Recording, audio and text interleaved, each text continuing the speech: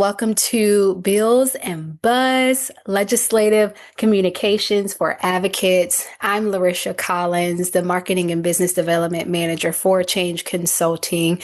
And we are doing this monthly, having a webinar, sharing resources and our expertise. And so we hope that you enjoy this conversation that we have for you today. A little bit about Change Consulting. We are a full service communications agency. And oftentimes we like to say that we are an impact communications partner as well for racial and social justice leaders. We help nonprofit, and philanthropy leaders turn ideas, programs, and initiatives into strategy, creativity, creations, activations, different things that shift the hearts, minds, and also policy. And so we've been in this thing for almost 2 decades, and we are excited to just share some of the knowledge and expertise that we've gained throughout the years with you all today.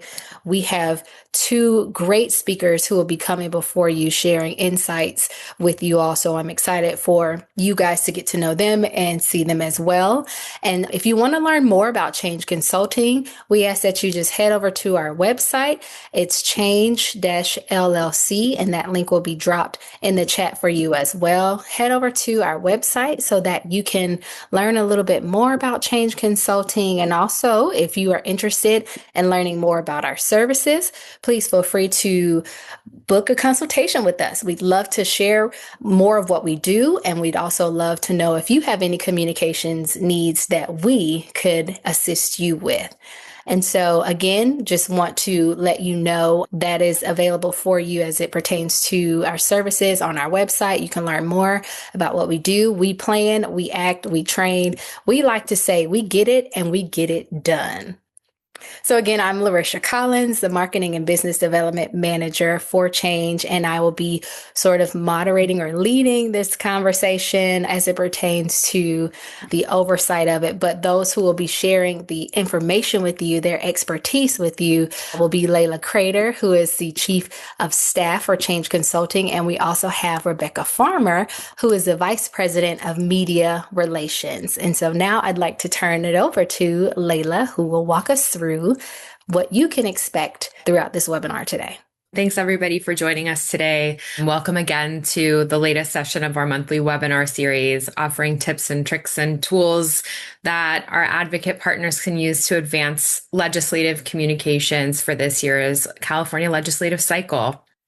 Today, we're going to be covering key points from our California Legislative Communications Guide, a resource that you'll have access to after this webinar. It's pretty comprehensive, which I think is wonderful, but long. So we'll be covering key points today, and we'll make sure to share that link to the resource with you as a follow-up. Don't worry, it will come to you directly.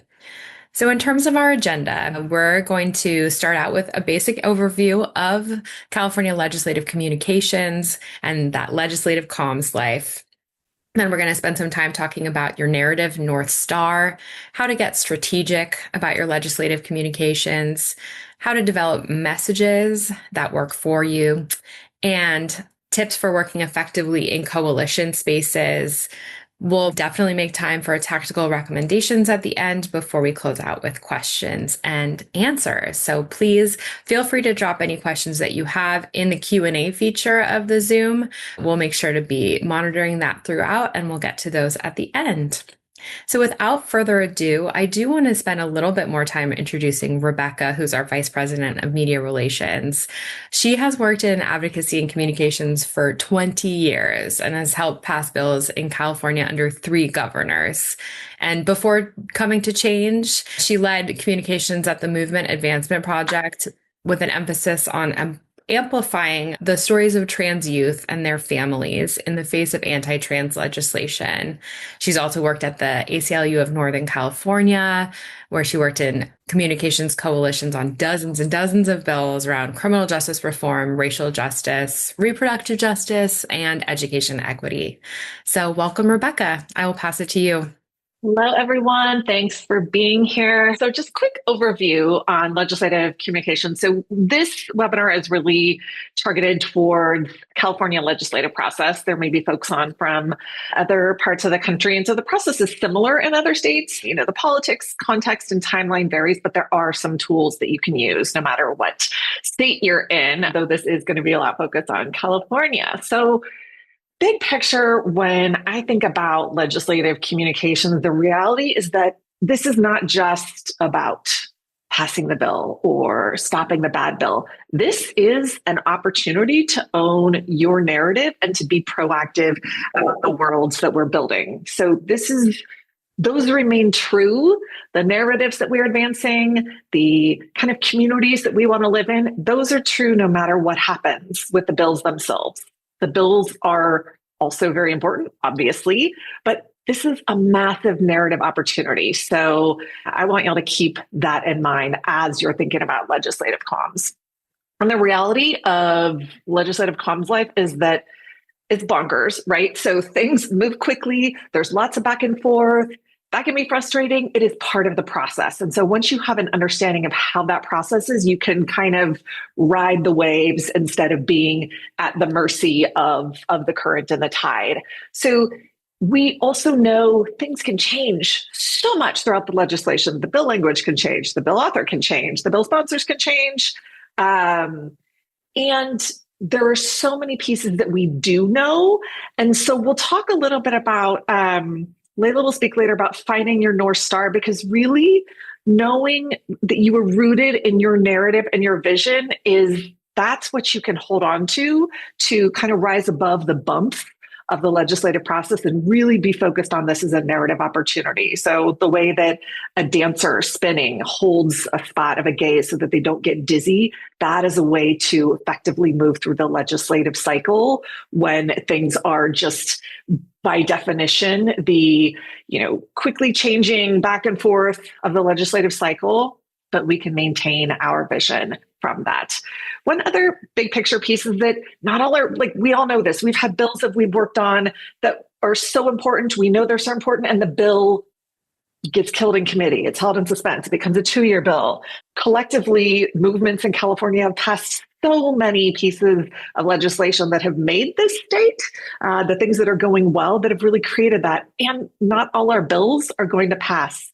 And when we are thinking about playing the long game and the big picture vision as a narrative opportunity, we can think about any one bill or legislative cycle. We can hold the idea of losing forward, that any one bill is a sprint and our narrative vision is a marathon for the worlds that we need to build. So I'm going to just do a quick walk through the legislative process and calendar in California, and we can share this in more detail, but I'm not going to go into great detail. But the big picture is that we have a long window in California of 9 months, right, of narrative opportunity.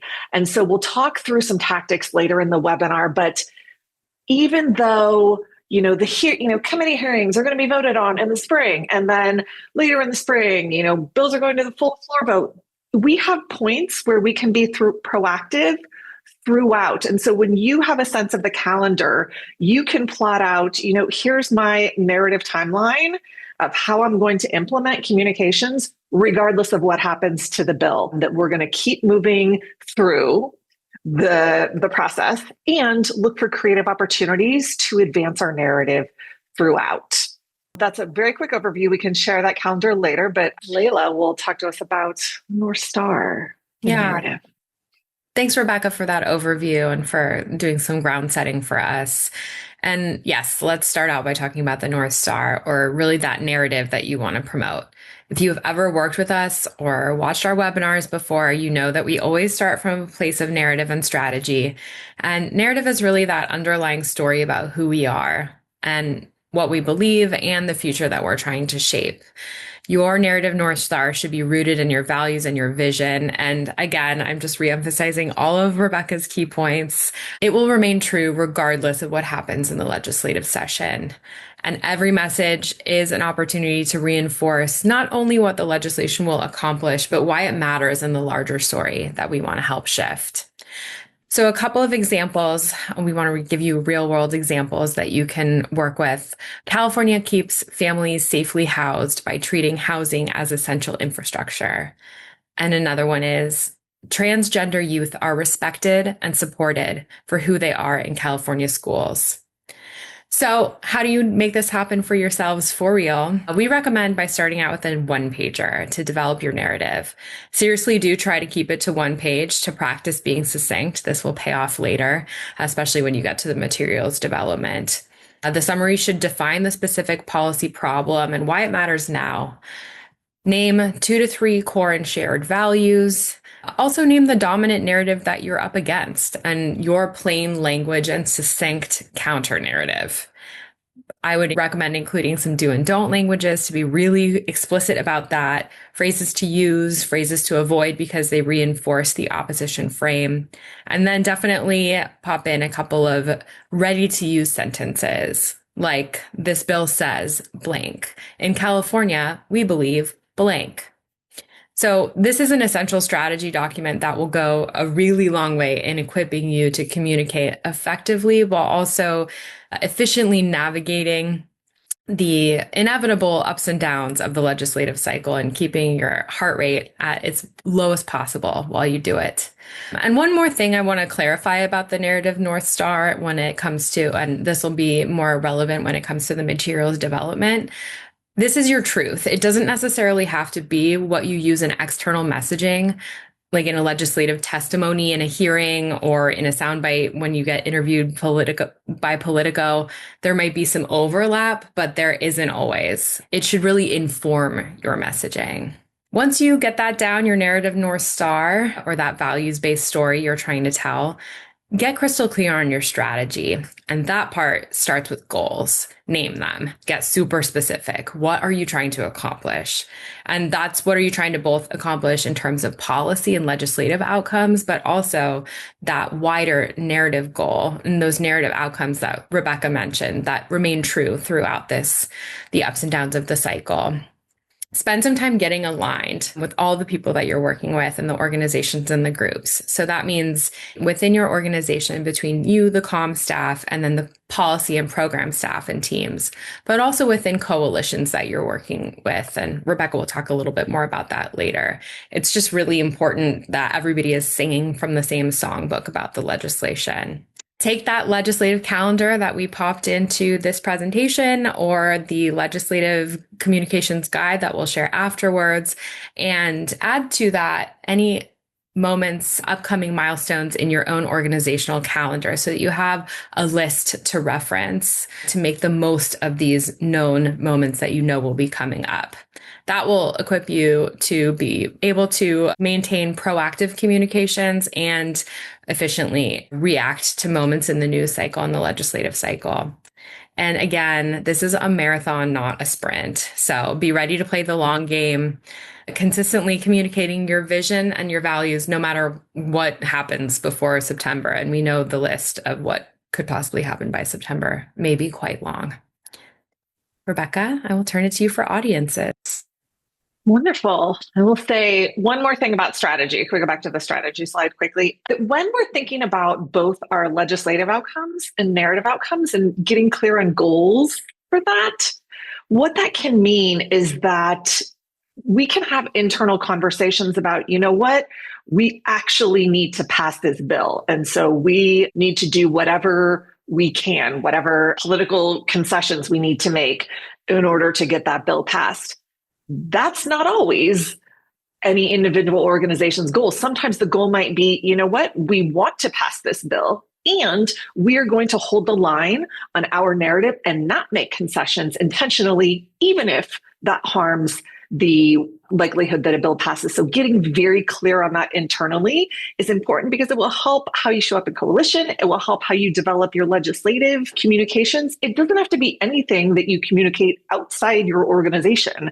It might be something that you and the policy director and the ED have, just to be super clear and connected to your North Star. So we can move on to audiences. I will keep saying this throughout, like getting as specific as possible for all the steps in our strategy. Once we have a sense of our goals, that helps us identify what our legislative targets are and who our range of audiences are. So when we think about our primary targets in legislation, the questions, I'm sure many of you are familiar with this, right? Who has the power to make this happen? Who has the power to pass the bill, kill the bill, and make it a reality? And this will change throughout the legislative process as a bill moves through the many months of our legislative cycle. And naming that is like the entire legislature is not our audience, right? There are some people who were never going to vote for it. Probably don't need to worry about them. There are some people who are already on board, big champions. We don't need to take time persuading them. And so sometimes it comes down to who's the committee chair at the committee that we're referred to, who's the powerful legislative staffer for that committee, and finding out, like having conversations, be like, what niche things do they care about? Is there like a niche media outlet that we know we can find out they read every day? And so we need to get things in there to influence them. Sometimes it's a handful of moderate Democrats, the Mod Squad folks in the legislature that muck a lot of things up for us that are our targets. And so when we know who are our legislative targets, we can get a sense of what do they care about, what influences them. It also helps us for media in particular, as well as for activating grassroots folks to look at what region are they in? What media is there? Where do we have people on the ground in Orange County or in Modesto or in the North Bay, whatever that may be? Or, this is Alameda County specific folks we need to target. A lot of times we're targeting Central Valley legislators. So figuring out who those folks are helps us really target our communications. And also getting clear on, like, sometimes it's the case where it's like, this bill is going to have an easy time. We're going to have to fight for it a little bit, but like, it's pretty clear it's going to go all the way through the legislature, and it's an audience of one, and it's the governor, right? That is sometimes the case. Being very clear on that is useful. And sometimes, we have the governor as an audience no matter what, and throughout the process, we want to be creating the conditions that make it more viable for a bill to pass. And so another way of thinking about that is that the communications and the organizing that we're doing is helping to create a political mandate for the governor to sign, for legislators to vote for it. And sometimes there might be legislators who are like on the fence in a tricky district. We can create political cover as part of our organizing and communications. So being really specific and clear on all of those can help be more efficient and impactful in our legislative comms. As we're thinking of our targets and audiences, we also want to think about who are our secondary audiences.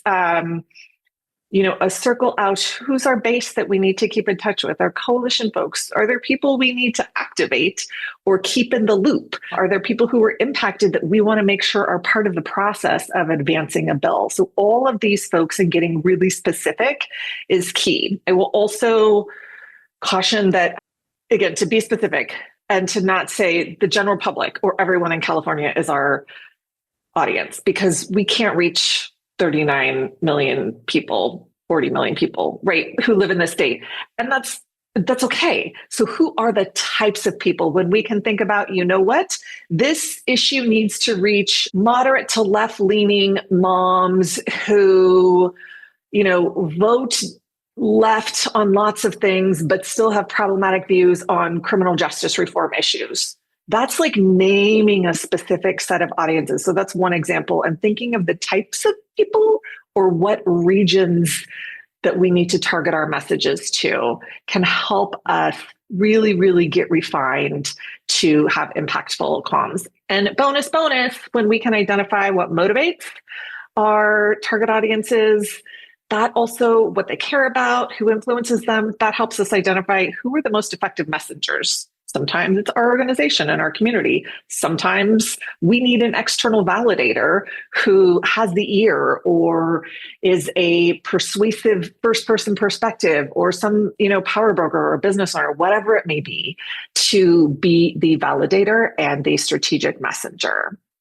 So to that end, if there are, as we're talking through, we're throwing out lots of different concepts about legislative comms. And so if you're have any burning questions that are coming to you, please feel free to drop them in the chat. We are going to save time for Q&A at the end, and we'd love to answer your questions, talk things through in real time, because we know session is in and bills are like, we're getting to the point where things are like really starting to move. So we'd love to be able to answer any questions you have. Back over to Layla. Now that we have the foundation of your North Star narrative, your strategy, and then also the super specific audiences that Rebecca outlined for you, it's time to sit down and work up some core messages. And so if we think about the layers of strategy work that you're doing, the overarching is the narrative. Then below that comes that core messaging document, and that is going to bridge your North Star narrative to the materials that you develop to then promote and amplify your work on this legislation. So the core messages, that's going to be the agreed upon language that you use for all of your communications efforts. You can use those core messages to develop social media content, form the basis of op-eds or letters to the editor, prep for editorial board meetings. You can also use them to develop talking points for media interviews to adapt for different interview subjects for the same piece, right? They have their own versions of their expertise, but then they also are singing from that same songbook when they're talking about the core purpose and your vision for the future. So your core messages, and this is true not just in legislative communications, but in most communications, they should always connect to your vision, values, and North Star. Also name the problem, be very explicit and clear about that, but also focus on storytelling and impact versus going overboard on the problem itself. You can prepare a 30-second elevator pitch, a 2-minute committee testimony version, and then a 5-minute meeting version. Having those in your back pocket is going to equip you to revise according to where we're at in the legislative cycle and where the bill is in its journey. Whenever you're doing any kind of storytelling, it's really important to center the communities that will be impacted by the bill that you're working on and the legislation. Who are the people whose lives are going to be changed when you are successful? Beware of the weeds. It's so easy to get lost in the weeds when you're talking about legislation. But as communicators, your mandate is to inspire people to advance your cause, not explain the mechanism of the bill, which is less likely to engage media and change hearts and minds. So here's a really good example of what we mean when we say stay out of the weeds when you're talking communications versus policy. So here's a technical explanation for a bill that Rebecca worked on. By authorizing physician assistants to oversee medication abortion, we can expand abortion access in California by increasing the number of providers, especially in areas of the state that are not close to a provider. So that's the technical explanation versus the communications version, which is this bill is an important way to expand early abortion access across California. That is simple language that clearly states your desired outcome, as well as that shared vision of a California that guarantees this essential health care for all. And then a little bit more on those key materials. Prepare them as early as you can. When I say this, listen to my words, as early as you can. This upfront investment in your time will be absolutely invaluable. Things are going to start moving a lot quicker, as Rebecca mentioned. Start out with a one-pager, again, a one-page fact sheet. Try and keep it tight. A leave behind that includes the summary of the bill, the problem it's trying to solve, and that solution. A couple of data points are always extremely helpful. Include a short story or a quote from a directly impacted person or from one of the bill co-authors. And also always include a clear call to action. We are asking you to do this. Then now you can develop those talking points for the messengers that you've identified that are going to be proactively communicating about the bill. And bonus points, we're always going to leave you opportunities for bonus points. Consider building a story bank of 3 to 5 stories of how the bill will support and benefit the lives of those impacted. And if you need support on that content development, we are here for you. Drop us a line. Larisha can pop our email back into the chat. One additional tip for when you're thinking about key materials, this just happened to me where I'd be like, okay, I have to do the fact sheet and I have to do the talking points and I have to prep this person for the interview and then I have to do the media advisory and then I have to do the press release and then I have to write the talking points for this person to testify at a hearing and then talking points for the rally and then an op-ed. And that can feel overwhelming. And in reality, I want to encourage you all to work from a consistent set of messages, and that is more impactful for our communications when we're saying similar things on the same theme. It's actually a good thing to have message consistency. And so sometimes it feels like, oh no, I have to write this 650 word op-ed from scratch. And if you are working from your existing messaging and talking points, that might mean you have 350 words to write from scratch that frame around it. So I encourage you to think of like weaving in your existing set of talking points, which might be one page of bullet points, might be half a page of bullet points of how you really want to be talking about this issue, because it can sometimes feel like, oh no, we're being repetitive, but mark my words, no one is going in, no one besides us, right?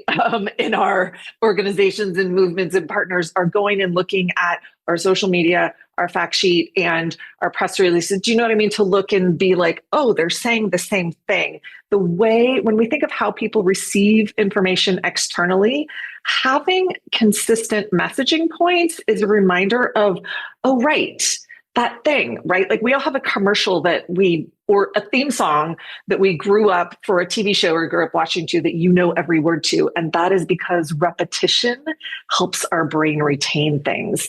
So being able to work from your existing bank of talking points to create and weave into all of these different materials.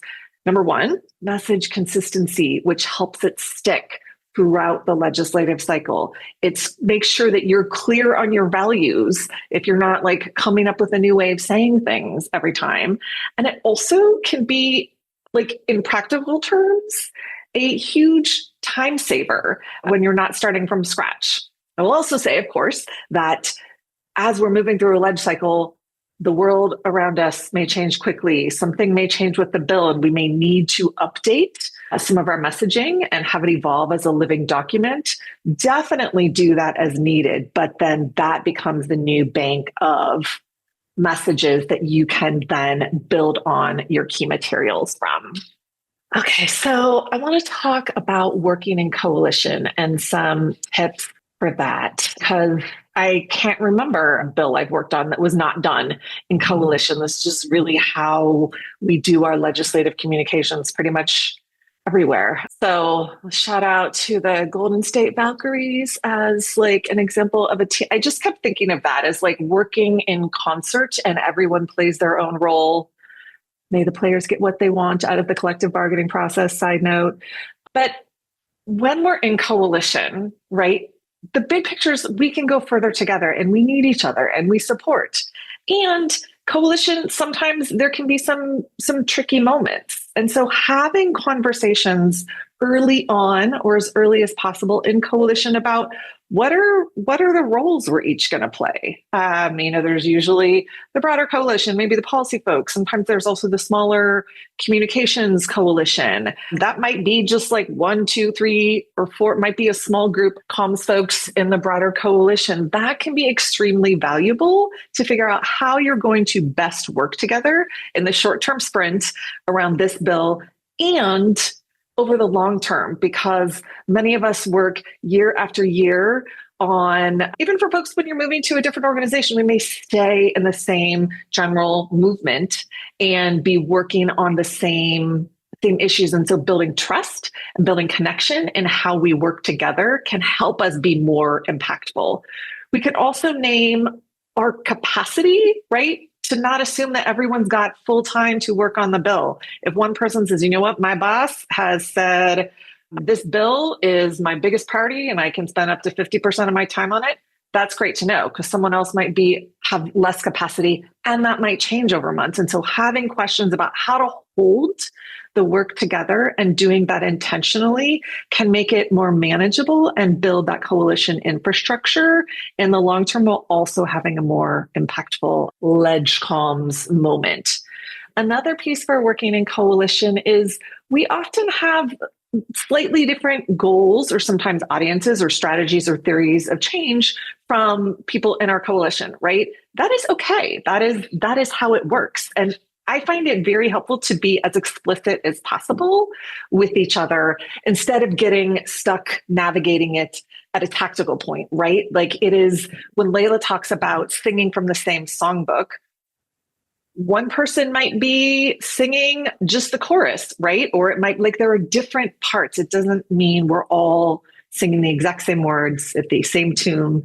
We can come in from a harmony perspective. So the reality is that, and this was true when I was at the ACLU, it was a big organization. There can be power imbalances. And I have found that the coalition work and sometimes even the smaller communications group is a great place to name those and figure out how do we, in our coalition on this short sprint towards passing a bill, how do we build power among the coalition? How do we share space, share who gets to be the spokesperson? And whether it's like the big org and the small org, or maybe it's the policy organization and the grassroots organization, we can have those conversations to build our coalition and work together, both in the short term for this year on this set of bills and also over the long term.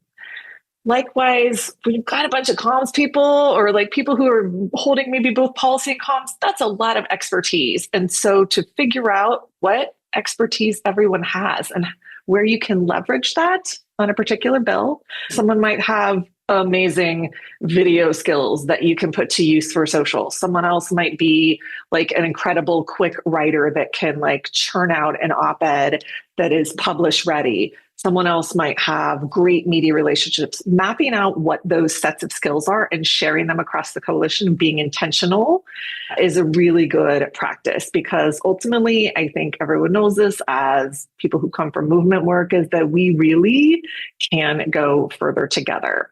Like the tricky moments that may come up in coalition, many of those are because we haven't named them on the front end and they come out in the point of a tactic. And so one of the things I think of is like the dreaded coalition or joint press release. Maybe it's just me, maybe other people feel that way as well.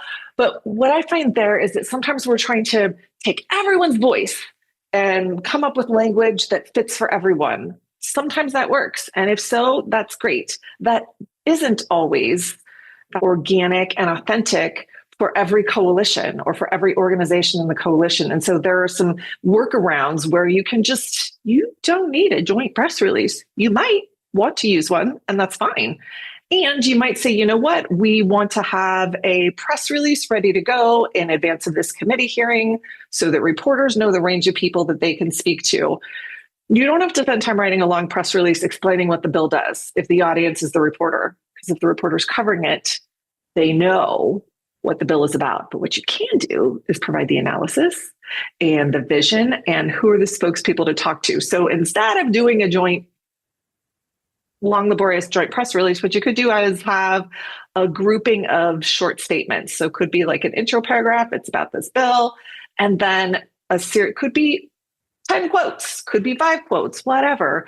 Whoever the spokesperson is, organization leaders or community spokespeople, impacted individuals, as a set of voices singing together rather than, and that's a way of like singing from the same songbook without having to be exactly in chorus all of the time.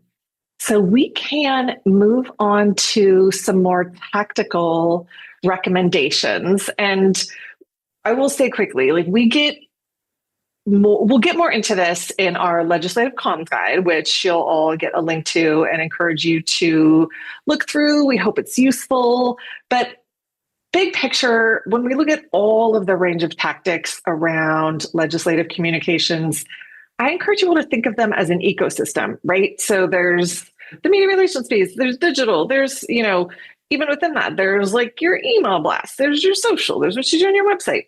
all of those pieces. Maybe you've got a whole TikTok thing happening. Amazing.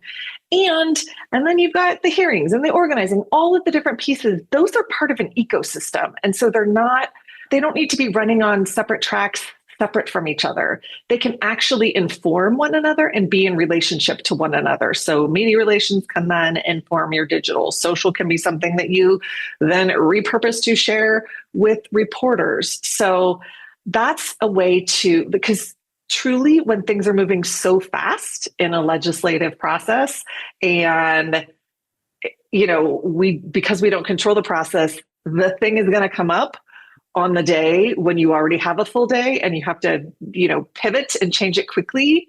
When you can repurpose across channels, repurpose that content, you're actually being more efficient and sometimes more effective. So just want to give you that big picture overview on how these tactics can inform one another, or various channels of tactics, and support one another as an ecosystem of legislative communications. So we're going to share a few specific recommendations. Again, there's more in the guide.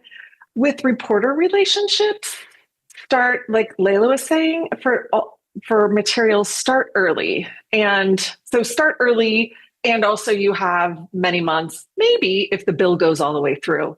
But the thing with working with legislative reporters is it's a small pool. If you are just looking at the folks who are covering bills, right? You might be looking at who's covering the broader issue at the Fresno Bee because we're organizing in Fresno, or maybe you're looking more specifically at the Capitol Press Corps.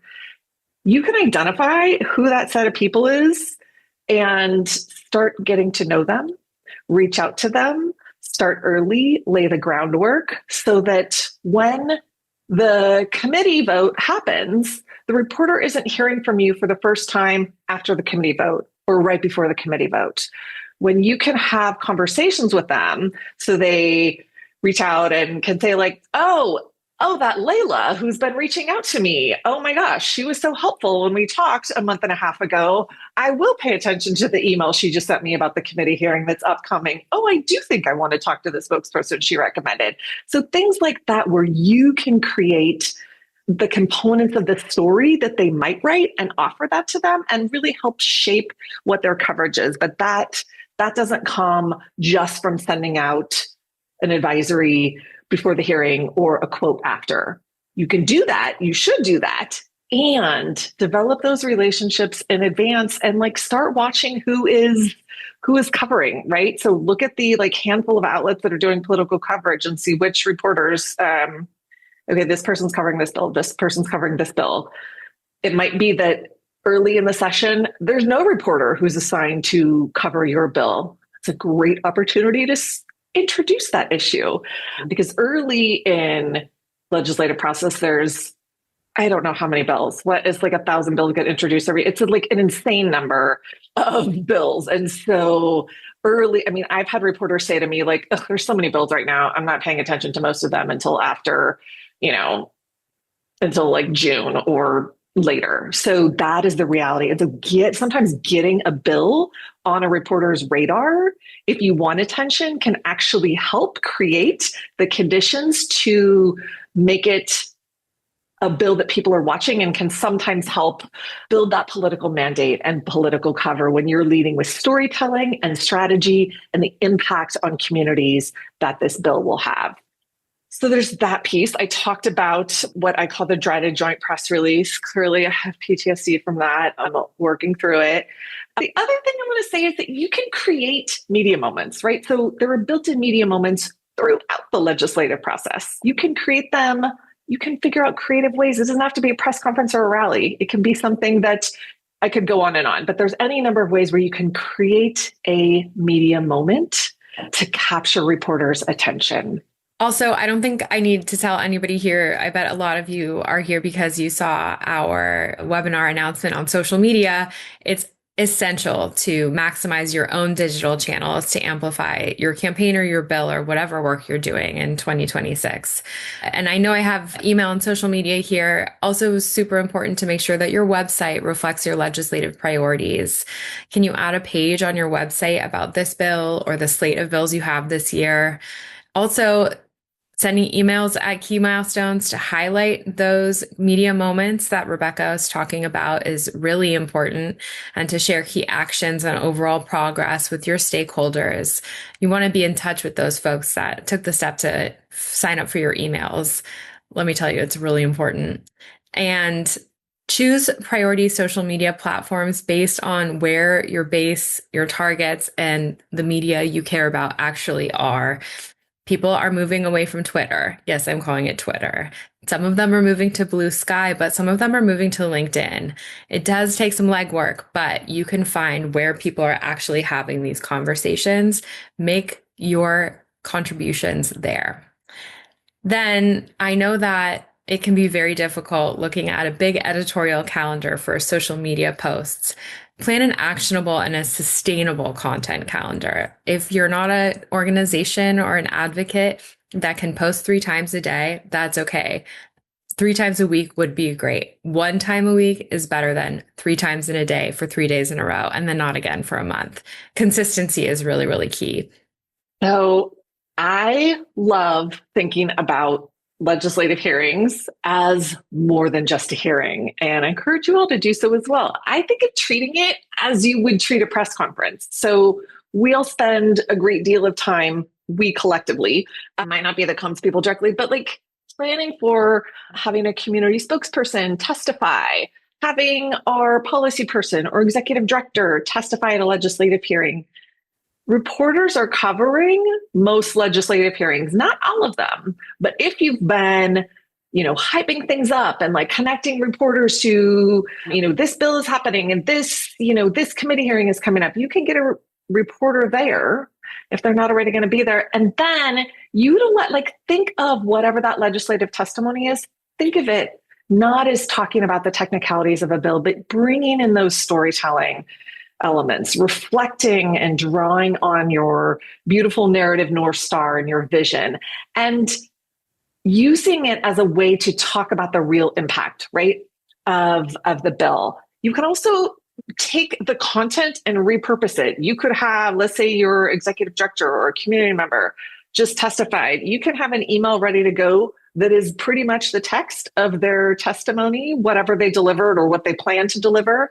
And if they get timed out, which sometimes happens, and say like, I just said these 3 things to state legislators, and send that out as a way of keeping people updated. You can repurpose that as a statement to reporters. You could share with reporters as a preview in advance of the hearing. You could make a little slide on Instagram and put that up, or drop something in Canva and take a compelling quote and make that a social media post. So there's lots of ways you can repurpose and make one moment more than just what it is. So that's my other trick why I love legislative hearings. Thanks, Rebecca. And tactics are really where the rubber meets the road, and where all of your efforts come together to push California towards that North Star. And if I know what you're thinking, how am I going to get these stories out into the world with our limited capacity, our limited resources and budget?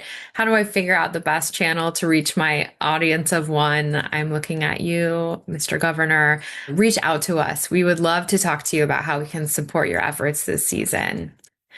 So I see a few questions in the chat. Thank you so much for dropping those in. Feel free to add some more, but we're going to switch over to the Q&A portion of our time together today.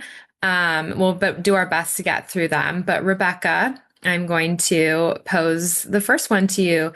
How do you keep momentum going throughout the long, laggy timeline of the legislative cycle? Thank you so much, Layla and Rebecca, for your insight. This was a lot of information that you shared, and we very much appreciate your expertise and all of the knowledge that you all dropped with us today. And if you are curious about wanting to know how you can dive deeper or learn a little bit more about what was discussed today, check the chat. We just shared a link with you all about how you can download Change Consulting's first ever our legislative guide. So we hope that you enjoy it, and we hope that it's a resource and a tool that you can utilize as you guys navigate this time.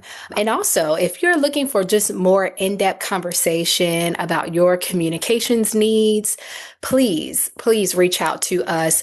Again, we put the information in the chat on how you can contact us. Head over to our website, shoot us a message, and we'll be able to get back with you about your communications needs. We are here from messaging and media to digital, creative, training.